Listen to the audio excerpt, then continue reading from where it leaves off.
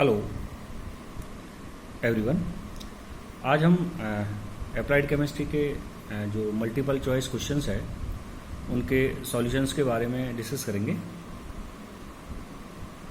इसमें क्या होता है कि बहुविकल्प जो क्वेश्चंस होते हैं उनमें कोई एक विकल्प आपको जो सबसे सटीक होता है उसी के बारे में आपको रिपोर्ट करना होता है।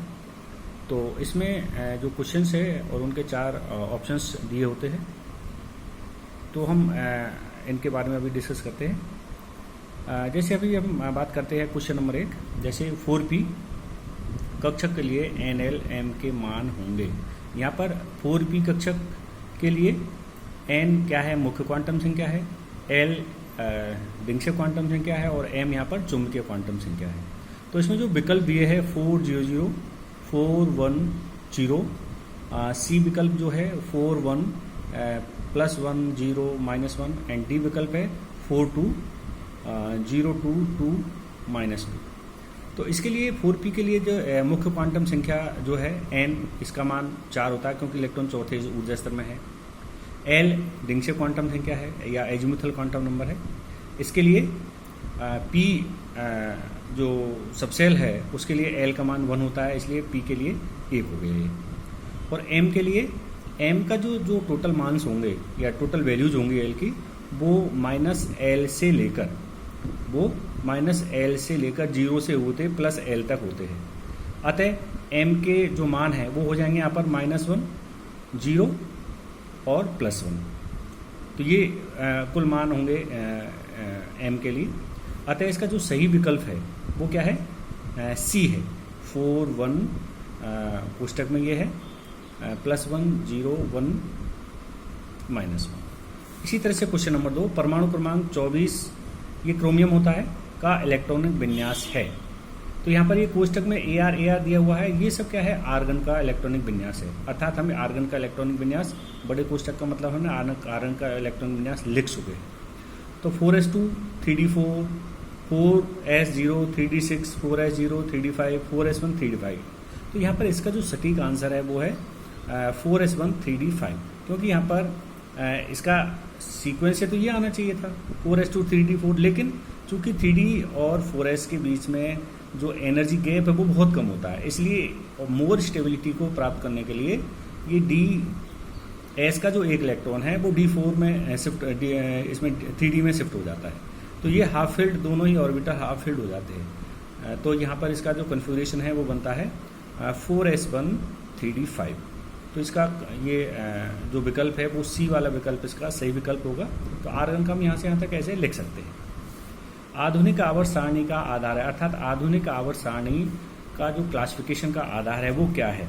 तो आधुनिक आवर्त सारणी के जो कि मोजले की आवर्त सारणी है उसके अनुसार परमाणु क्रमांक के आधार पर हमने आवर्त सारणी के जो तत्व है उनका वर्गीकरण किया है। अतः सही विकल्प इसका D है। इसी तरह से क्वेश्चन नंबर 4 है। क्वेश्चन नंबर 4 में यहाँ पर दिया है आवर्त सारणी के दीर्घ रूप में वर्ग और आवर्तों की संख्या है।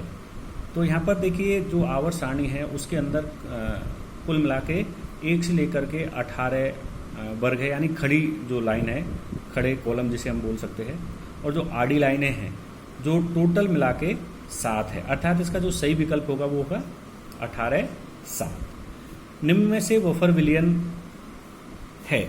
अब ये कई सारे विलयन हैं जिनमें से वफर विलयन का आपको देना है। NaOH + HCl ये एक न्यूट्रल सॉल्यूशन होता है, ठीक है। CH3COH ये भी नहीं होता है।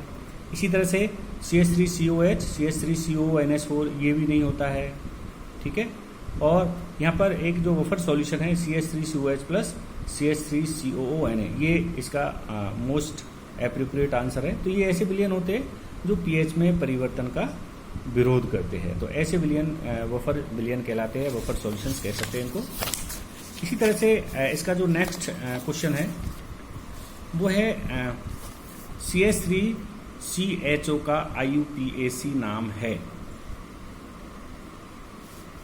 इसमें ये विकल्प दिए हुए हैं। पहले हम देखेंगे CH3CHO, ये एक क्रियात्मक समूह है CHO। ये एल्डिहाइडिक ग्रुप होता है वैसे तो, और एल्डिहाइड जो ग्रुप होता है ये एक एल्केनाइल सजातीय श्रेणी का मेंबर होता है। और ये जो एल्केनेल होता है अर्थात इसके एल्केन प्लस एल, ठीक है, एल्केन प्लस एल, तो ये बन के क्या हो जाता है एल्केनेल।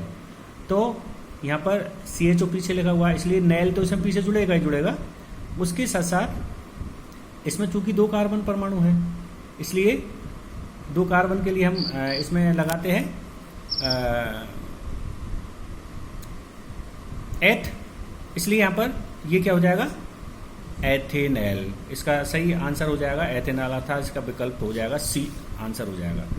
ये C डबल बॉन्ड C बंद उपस्थित होता है, किस में होता है ये अनसैचुरेटेड हाइड्रोकार्बन डबल बॉन्ड अर्थात एथिलीन के अंदर ये प्रेजेंट होता है, तो इसका सही विकल्प हो जाएगा A। ऐसे ही जल का शुद्धतम रूप है, सबसे शुद्धतम जो रूप होता है, देखो समुद्र का जल बहुत खारी होता है, नदी का जल में भी कुछ कुछ साल्ट होते हैं, झीलों के जल में भी कुछ कुछ सॉल्ट होते हैं, तो अर्थात सबसे जो शुद्धतम रूप होता है वर्षा का जल होता है। ये एवेपोरेशन के बाद में जब वर्षा होती है तो सीधा ये ज़मीन पर आने से पहले का जो पानी है अगर उसको हम कलेक्शन कर लेते हैं तो सबसे शुद्धतम रूप वर्षा जल होता है।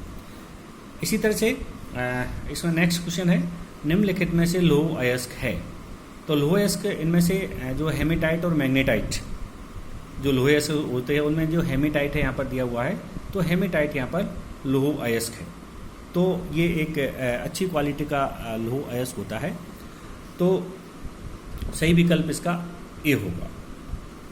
ऐसे ही हम बात करेंगे नेक्स्ट क्वेश्चन, निस्तापन प्रक्रिया किन अयस्कों के लिए प्रयुक्त की जाती है। निस्तापन एक इस तरह की प्रक्रिया होती है जिसके अंदर हम विभिन्न प्रकार के जो कार्बोनेट अयस्क है, विभिन्न प्रकार के जो हाइड्रोक्साइड अयस्क होते हैं, उन अयस्कों में से अवांछित पदार्थ, खास करके जैसे उसमें से कार्बोनेट हम बाहर निकाल लेते हैं, उनको ऑक्साइड में कन्वर्ट करवा लेते हैं। इसी तरह से जो हाइड्रोक्साइड्स अयस्क होते हैं उनमें से जो मॉइस्चर है, वाटर है, उसको या नमी को हम निकाल देते हैं। तो हम ये कह सकते हैं कि इस प्रकार के अयस्कों में से धातु प्राप्त करने के लिए हम जो कि खासकर हाइड्रोक्साइड और कार्बोनेट अयस्क होते हैं उनका हम निस्तापन की प्रक्रिया के द्वारा शुद्धिकरण करते हैं। अतः इसमें जो सही विकल्प होगा वो होगा ए। Thank you.